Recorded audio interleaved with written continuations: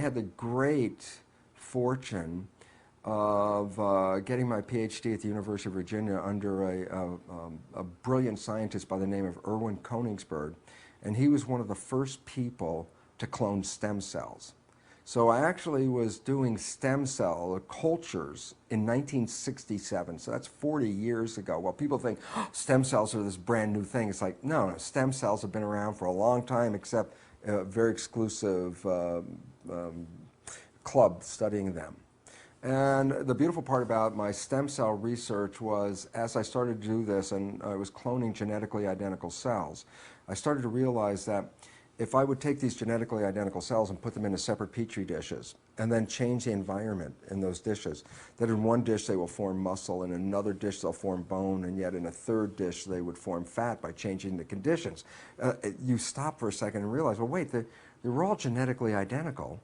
So what is it that controlled why they became muscle or bone or fat? And the answer was very obvious. It was like information from the environment. So this started to lead me on a different trail than all my colleagues who were getting focused on the genome and, you know, building up the background to create the genome project while I was doing this. So I was taking the road less traveled at that time. I was looking into the role of how the environment influences the expression of cells, while everyone else was looking at how genes control cells. And yet my papers were published in very prestigious journals, and the results were very clear. It wasn't even ambiguous. It was that the fate of the cells was primarily determined by the environment that cells find themselves in. So when I published this, I was of course very excited by this, but then found myself to be a very small crowd of one in my community, because I had violated, mind you, what is called the central dogma. The central dogma is the pillar of modern biomedicine today. It was a concept that was coined by Francis Crick, the guy, one of the co-discoverers with Jim Watson of the DNA double helix. And the central dogma simply says this, and you're very familiar with it, is that the flow of information in biology goes from DNA to RNA to protein. And this is established in all the textbooks. It's still in all the textbooks at this very moment. So it says information flows from DNA down. And therefore, since your body, which is made out of protein, and the proteins are coded for by the DNA, then we have bought the belief, as the dogma says, that your fate and your lot in life is determined by the genes you receive at conception. So we become victims of our heredity in this sense, if you understand it from this point, that you didn't pick your genes and you can't change your genes, and since your genes control your life, then you're a victim to those particular genes. That is the message that conventional science has been teaching. And the issue is, that's totally false.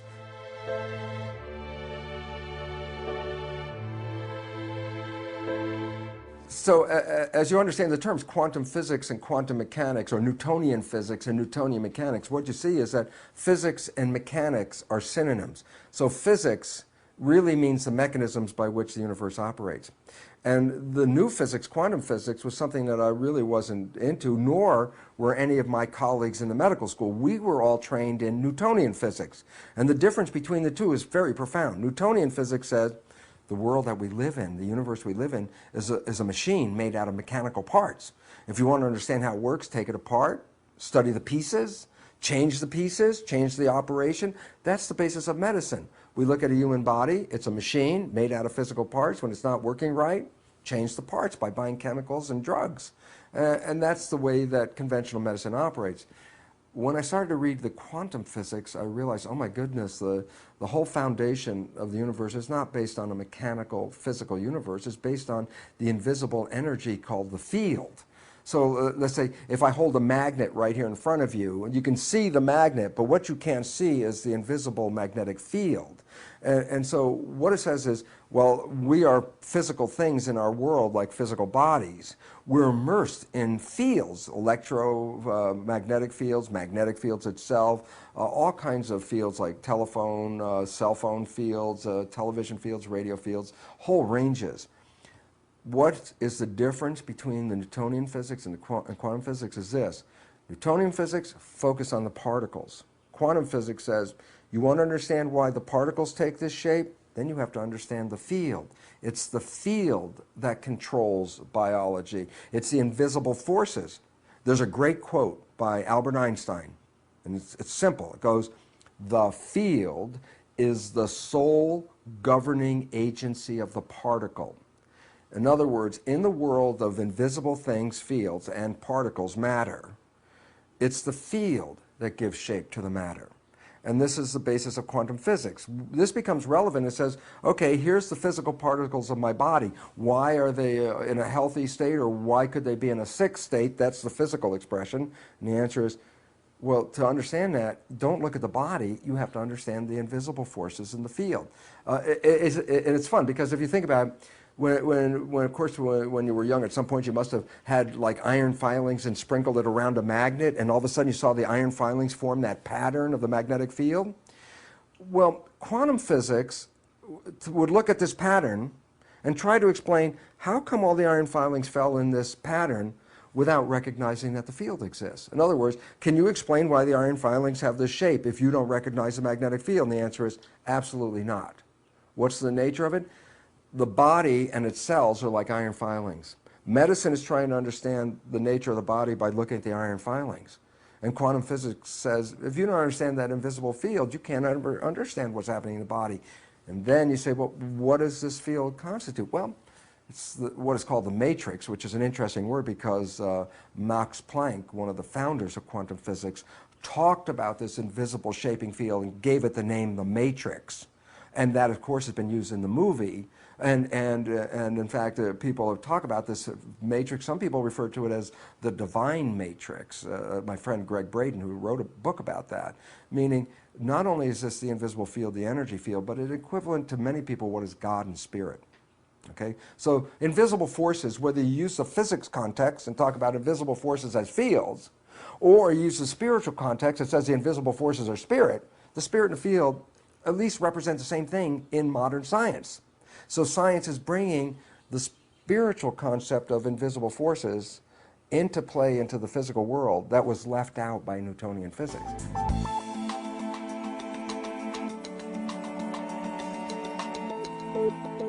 Conventional allopathic medicine is completely locked into Newtonian physics. Doesn't even bring the mind into the concept of healing, which is interesting because they actually, in a medical education, medical students get about 15 minutes in their entire academic career of a thing called the placebo effect. And the placebo effect is simply the mind can change the character of health. In other words, if you believe that this drug is the miracle drug you've been looking for and you take it, your mind believing it's the miracle drug can heal you, while the drug itself was nothing more than a sugar pill. And now that's an established fact. 1/3 of all medical healings are due to the placebo effect. Okay? It becomes very important. Now comes, well, we left something out of the picture in the education. Not that it's out of the picture in the research, but in the education it says the placebo effect is when you have positive thoughts and it generates a healing response. What they don't talk about in the books and in the general mass media is something called the nocebo effect.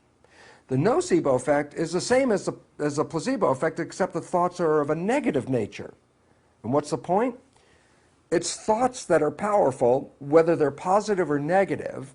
And while we give attention to the positive thoughts, called placebo effect, creating healing, what we know and what we don't talk about is that a negative thought, which constitutes what is called a nocebo effect, is as powerful as a placebo, but in the opposite direction. So a negative thought can not only make you sick, a negative thought can kill you, and in much the exact same power and using the same mechanism that a positive placebo thought can heal you. And this becomes important because psychologists tell us that 70% or more of our thoughts as conventional people are negative and redundant, meaning every day, 70% of people's thoughts are actually taking health away from their lives and actually bringing less quality to their lives, and they don't count it because it's just that little thought that runs in their head, and yet, scientifically, it's the equivalent of the placebo effect, but backwards. So this has to come into medicine, but there's an unfortunate part about medicine, and that is medicine is not really the free avenue of research and investigation as we think it is. It is controlled by money, and unfortunately this is where the pharmaceutical industry has undue influence and keeps us from looking at healing that does not involve chemicals and drugs. Only for the simple reasons this: a pharmaceutical company makes money by selling chemicals. If we talk about how you can heal yourself with your mind, then that product doesn't sell very well. And there's a parallel here, because let's look at the very obvious. We live in a world where there are many other forms of providing energy besides fossil fuel, many of them very efficient, much more effective. Where are they? And the answer is, it's not in the interest of the oil companies to support free energy, sources of power. And it's the same thing with medicine. It's not in the interest of the pharmaceutical industry to support free energy healing, and therefore it's a subject that gets no coverage except for that 15 minutes on the placebo and then dropped out of the system, and yet it is the most important new understanding, and it's not new because it's 100 years old or more. It's new only because we're beginning to look at it in spite of the fact that drug companies don't want us to see it.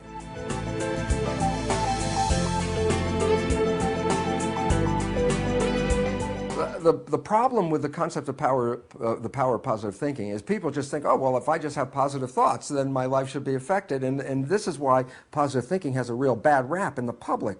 And the reason is this: having a positive thought does not in any way necessitate that those positive thoughts actually manifest themselves. And there's a piece that was left out. And if you don't understand the piece, then you're shouting into the wind with your positive thoughts. Nothing's going to happen. And the fact is this: when you're having positive thoughts, you're using your mind. The new biology reveals that the invisible forces that collectively we refer to as mind, that these form a field which shape biology. Well, here's what's important. Yes, the mind influences biology, but there are two parts to the mind that are completely different than one another, yet they work together. We confuse them, we tie them together, and yet they represent two entities working in two different fashions. There's the conscious mind and what is called the subconscious mind. Now, here's what it's very important, people have to know this, okay, and here's what it is. The conscious mind is our creative mind that is connected to our personal identity and our spiritual selves. That makes us all unique. Each of us has our own personal conscious mind. But what becomes very significant is this: is the subconscious mind is equivalent to a tape player. It's exactly what it is. It records experiences and then plays them back. And so now let's take a look and say, well, wait, there's a thinking mind, and then there's a tape player mind. And what's different about them is very profound. So let's talk about two fundamental differences first.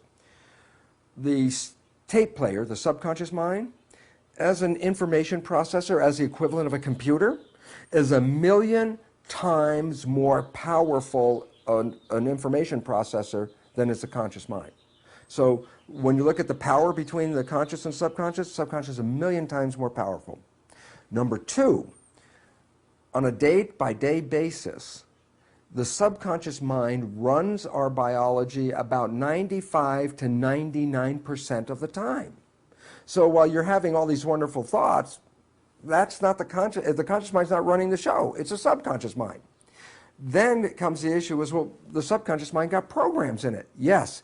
And the subconscious mind is not evil or good. The subconscious mind is a tape player. As much as you can say, okay, here's a tape player. It's good or bad. The tape player is not good or bad. The programs can be good, and the programs can be bad. So blaming the subconscious mind as a negative thing, that's the first mistake. It's a tape player. The programs that we got, that's the source of the problems that most of us face. And these programs could limit our abilities and take away our powers, which essentially they do. Now, the relevance about positive thinking is this. Positive thinking is a creative thought that comes from the conscious mind. Okay, so I sit here and I'm going to have all these wonderful thoughts. I'm going to close my eyes and visualize all these wonderful things. Now stop and go back to the mechanical character of it. I'm having these thoughts with a little tiny processor called the conscious mind, and I'm competing with the programs that are in the subconscious mind. So if I have a thought for being healthy or being in a good relationship, and I'm doing positive thinking, And at the same time, I have acquired programs in my development that said, you're not as healthy as you think you are, and you're not that good a person to have those kind of relationships. Then look, I'm now pitting my positive thoughts against my programs, and they're opposite. But this one works on a little tiny processor, and this processor is 1,000,000 times more powerful. So right away, it's like, who's going to win in that challenge? The answer, of course, the subconscious is going to win, okay? But here comes the other part. While I can try to maintain positive thoughts in my life using my conscious mind, this conscious mind only operates less than 5% of the day. That says 95% or more of the day, I'm operating from the other belief system. The point is, do the math. How powerful are positive thoughts? And the answer is, unless the subconscious has the same programs in agreement as the conscious mind, power of positive thinking will not work. It will not work because you're competing against a much more powerful processor, okay? And this is the problem. And now here comes, let's add one more piece to the problem, then it really manifests the big problem that people in this world are facing today. And that is, the conscious mind and subconscious mind work together in tandem, meaning my conscious mind, as small a processor as it is, can run any aspect of my biology.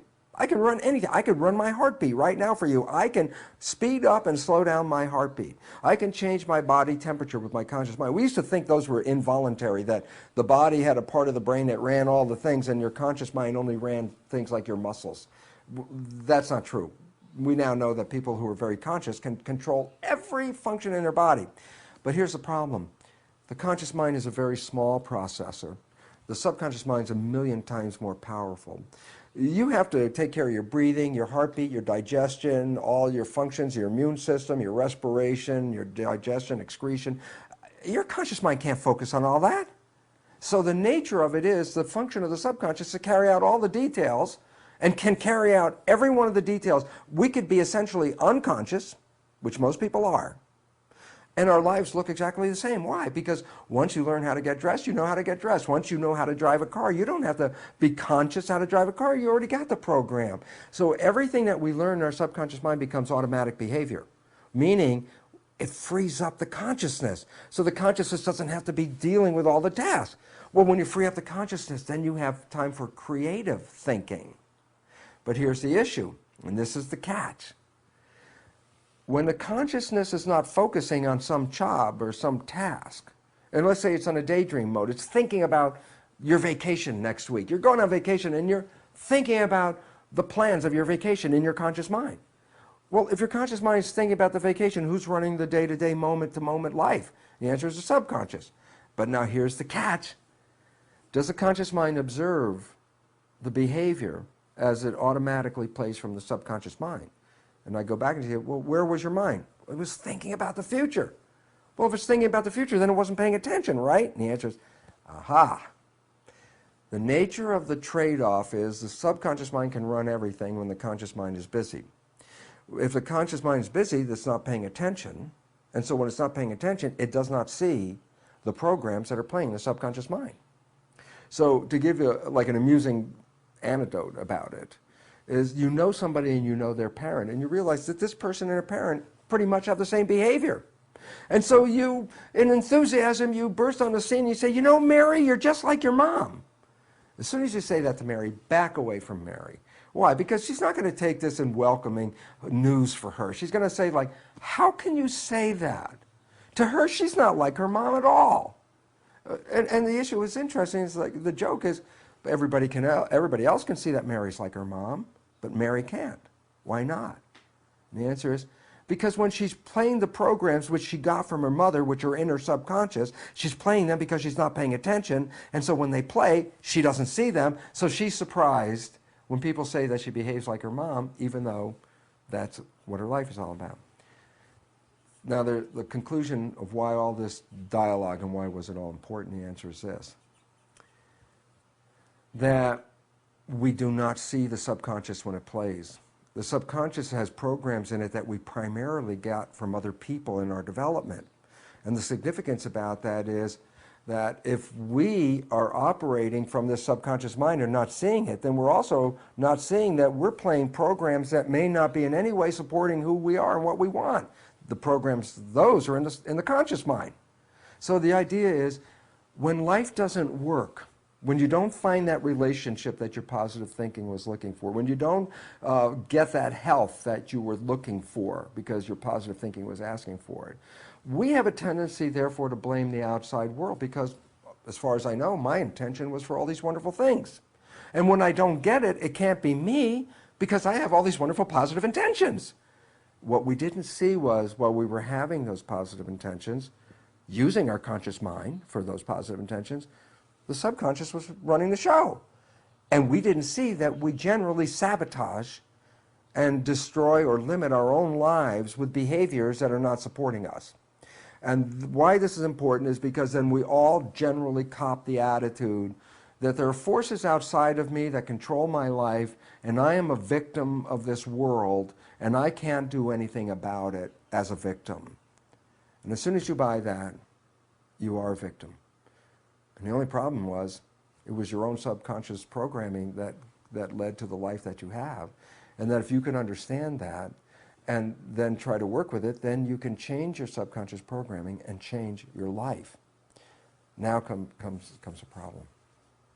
And the problem is, we also bought this, and it's not true, that there's somebody in the subconscious. Meaning, if my conscious finds my subconscious engaging in some behavior that's not supporting it, then my conscious is talking to myself, and my conscious is saying, Bruce, God, that was stupid. You could do better than that. And you're having this inner dialogue, and you're talking to yourself and being very upset about the fact that your behavior seems to be out of control. Who are you talking to? And I love this because the reality is we're thinking we're talking to ourselves, and that's going to fix something. And what is it going to fix? Well, the program's in that subconscious. And here's where the problem lies. Subconscious is a tape player. There's nobody in there. The same exact truth holds in this case. Get a tape player, put a cassette tape in it, push play, the program's running, and you don't like the programming, so here's what I want you to do. Go up and talk to the tape player. Go up and talk to it. Suggest that it change the program. Even tell it what you want it to play. Do all this, and then you realize the program still plays, it doesn't change, and then you get more upset with yourself. Why? Because you've asked this program to change, it's not changing yet. Then you get mad at yourself, you start yelling at yourself, and now you're berating yourself because you can't control the tape. Then that doesn't work, and then of course the last step, you have to bring God in because obviously you tried to change your life and it didn't work, so only God has to come in here now and change the tape. And the joke is, how much talking to a tape player does it take before the tape changes? And the answer is, you can talk till you're blue in the face and it will not change. It's not that you can't change the tape, but you have to learn how to push the record button. And then you can record new programs in the subconscious. But our old belief system, like conventional psychology, let's go over and find out why my life is this way. Oh yeah, my mom did this to me, and my dad did this, and my friends did this, and now I make a whole list of all the reasons why my life is this way. I'm very clear. My conscious mind's got, oh God, I could play that movie. I can see it.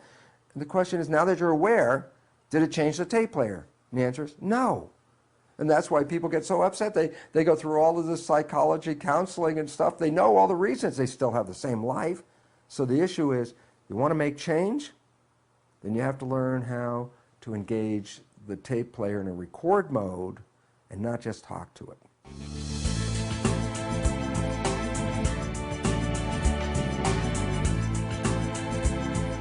What's interesting about EFT is that it is a process which really in some sense engages like super learning. And super learning is the equivalent of pushing the record button on the subconscious mind. Meaning, we got our programming from the last half of fetal development through the first 6 years of our lives. And there's a reason why this is a special programming part of our lives. And the answer is that our brain, when we look at the EEG, the electrical activity of the brain, that a child doesn't express consciousness as we know it, alpha waves, as a predominant brain state until after 6 years of age. Before 6 years of age, their predominant brain states are theta. But theta, which is a state of imagination, so when you go back and you realize that kids less than 6 live in mixing the real world and the imaginary world, that's an expression of their brain function. But it also is important to recognize that theta is equivalent to a hypnagogic trance. that if I want to hypnotize you, I have to get you out of consciousness and drop you into like this theta place. And when you're in theta, I bypass consciousness and the program goes into the subconscious mind. Now stop and say, but a child's brain is in this theta state essentially up to the first 6 years of its life. So the point is, our first 6 years, we're not actually engaging in consciousness, we're just downloading experiences. Well, these experiences, then we play them back as our life characters and our life behaviors. Yeah, but you downloaded them from other people, so that you download your parents' behaviors, and they become your behaviors. But then again, as I said, as you get older, you don't see this because they're subconscious, and your conscious rarely observes this. So we start to play these behaviors that really represent other people's behaviors. And so when we're not being conscious of ourselves, the behaviors that we play are not necessarily supporting us in any way. They're most likely sabotaging us. Why? Because we acquired them from other people.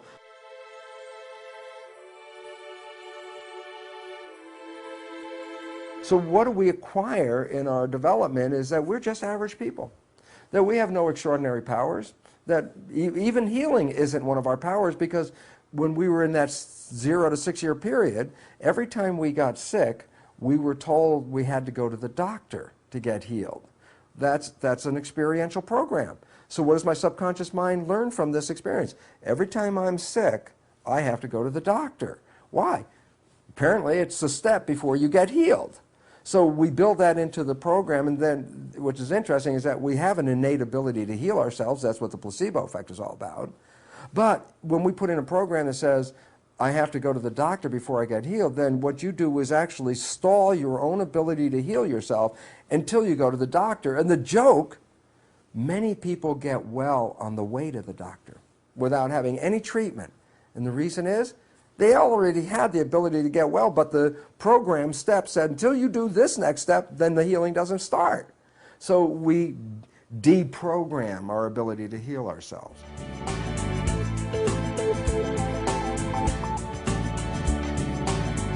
It's based on the individual. It's always been that way. But because we've been so programmed to devalue ourselves and disempower ourselves, that we look at ourselves as victims and frail biological entities, ripe for bacteria to eat us up and all these other things. It's like, this is totally untrue. So the issue is we have to start from that belief and change these beliefs of who we are. We are profoundly powerful people. Look, you can walk across hot coals, a woman can lift a car off of an infant without thinking about it. Down south, the Baptist fundamentalists of the Pentecostal faith work themselves up in a Jesus state and drink strychnine in toxic doses to demonstrate that God protects them. They're not harmed by the strychnine. I mean, you can walk across fire, you can drink poison, you can lift thousands of pounds. Where's the frail image come from? And that's a belief. But the problem is, if you believe you are frail, if you believe you are susceptible, if you believe you have a terminal illness, they manifest because that's called the nocebo effect.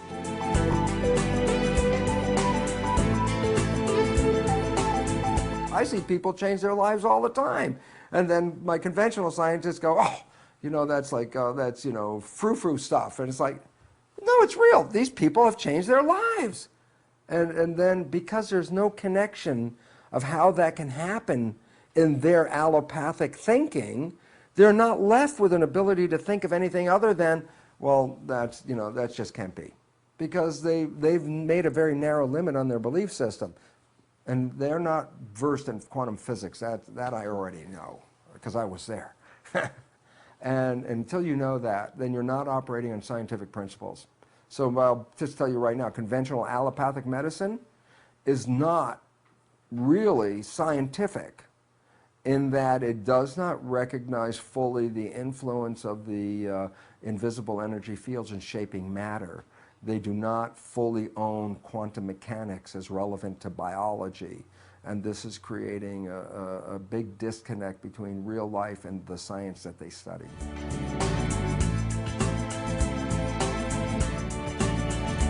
Number one, the belief that is taught is that biology in the world we live in operates according to Newtonian principles.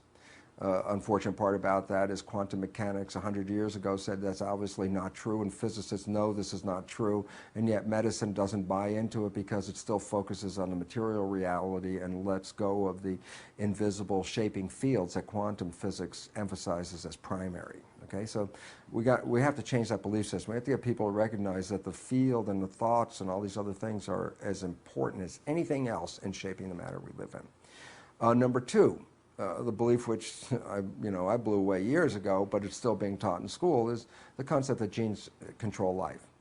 This is totally false. Genes control nothing. Control is an action.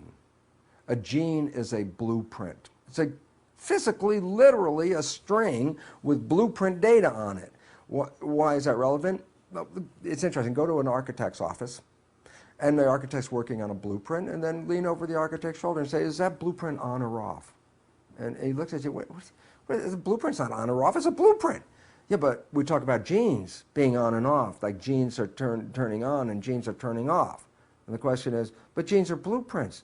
They can't turn on and off. There is no on and off. It's just the blueprint. It's a pattern. What we have failed to focus on because we gave genes a character of self-actualization. That my genes decided to do something. It's like, okay, now we're a victim of the genes. But it turns out biologists know that this is not true. Biologists know that genes are not turned on and off. Genes are read or not read, like blueprints. Then all of a sudden it says, well, it's not the blueprint that's important. If the blueprints were self-actualizing, an architect could go by a building site, drop the blueprints off, come back 2 weeks later, and the building will be there. That's what we think about animals and plants. The genes are blueprints and they'll control all this. It's like, no, the blueprints are important. I'm not saying they're not. You got the bad blueprints, you got some problems going on here. But the issue is, it's not the presence or absence of a blueprint, it's whether the blueprint is being read. And then you say, well, then who reads the blueprint? And the answer is a contractor. And who's the contractor? The mind is the contractor. The mind reads genes. The mind can change the genes readout. Here's something so blow away that most people can't in their conventional world make sense of it, because it's like, it goes like this. The mind, through what is called epigenetic mechanisms, can start with a single gene blueprint and create over 30,000 different versions of products from the same blueprint. 30,000 different products from the same blueprint. All of a sudden you realize, my God, you can infinitely vary the expression of the gene. And the answer is yes. And why has this become relevant to all of us? And the answer is because many of us think genes control our lives. And yet we don't realize that we modify the readout of the gene. So we could be totally healthy and our mind can cause cancer. Our mind can cause any disease, diabetes, anything like that. And what's interesting is the flip side is some people come here with actually defective genes. And guess what? With their mind, they can rewrite those genes and make them normal. So the genes are not the limiting factor, it's the mind.